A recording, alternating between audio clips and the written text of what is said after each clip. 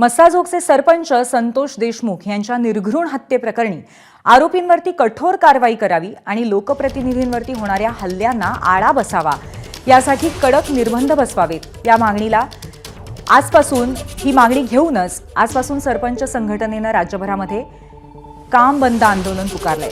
या आंदोलनामध्ये महाराष्ट्रात एकूण 27,951 ग्रामपंचायती सहभागी होत आहेत। याचाच आढावा घेतलाय आमचे प्रतिनिधी प्रशांत देसाई यांनी।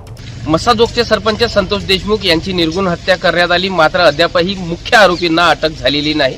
आणि सध्या ज्या लोकप्रतिनिधींवर महाराष्ट्रामध्ये जे वेगवेगळ्या ठिकाणी जे हल्ले होत आहेत यावर कडक निर्बंध लावावा आणि मसाजोगच्या सरपंचांच्या मारेकऱ्यांना तातडीने अटक करावी या मागणीला घेऊन राज्यभरातील सुमारे 27,000 ग्रामपंचायतचं कामकाज आजपासून पुढील 3 दिवस बंद ठेवण्यात येत आहे। आणि बघू शकतो आपण भंडाऱ्याच्या या बेला ग्रामपंचायतमध्ये आलेलो आहे। इथे सुद्धा भंडारा जिल्ह्यामध्ये 541 ग्रामपंचायतनी या काम बंद आंदोलनामध्ये सहभाग घेतल्याचं चित्र इथं बघायला मिळत आहे। या संदर्भात जाणून घेऊ आपण, आपल्यासोबत बेला ग्रामपंचायतच्या सरपंच आहेत। आता आपल्याला माहितच आहे की बीड जिल्ह्यामध्ये ज्या मज्जीपूर गावांमध्ये ज्या सरपंचाची निर्गुण अशी हत्या करण्यात आलेली आहे, त्या हत्ये प्रकरणी अजूनही जो मुख्य आरोपी आहे त्याला अजूनही अटक झालेली नाही। म्हणजे अशा स्वरूपाचे आमच्या सरपंचाच्या हत्या होत जाणार।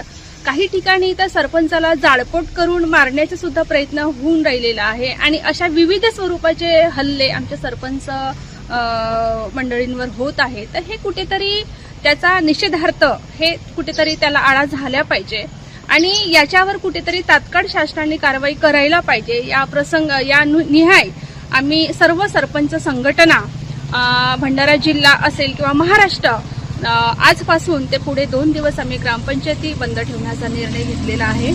तर आमच्या त्या आरोपीला अटक तात्काळ व्हावी आणि हे होणारे हल्ले हे थांबावेत या प्रसंगानिहाय आम्ही 2 तारखेला भंडारा जिल्हा येथे सर्व सरपंच भंडारा जिल्ह्यातील सर्व 541 ग्रामपंचायतीचे पदाधिकारी सरपंच सर्व एकत्रित येऊन आम्ही जिल्हाधिकारी कार्यालय यावर मोर्चा करणार आहोत आणि याच्या निषेधार्थ म्हणून आमच्या जो कोणी मोकाट सुटलेला जो कोणी आरोपी आहे त्याला तात्काळ त्याला कशा पद्धतीने त्याला पकडण्यात येईल यासाठी आमचा मोर्चा आहे। निश्चितच संतोष देशमुख याच्या मारेकऱ्याला तातडीने अटक करावी आणि या मागणीसाठी भंडारा जिल्हाच नव्हे तर राज्यभरातील सरपंच संघटनांनी पुकारलेला आजपासून आंदोलन बघायला मिळत आहे। प्रशांत देसाई, एबीपी माझा, भंडारा। एबीपी माझा, उघडा डोळे बघा नीट।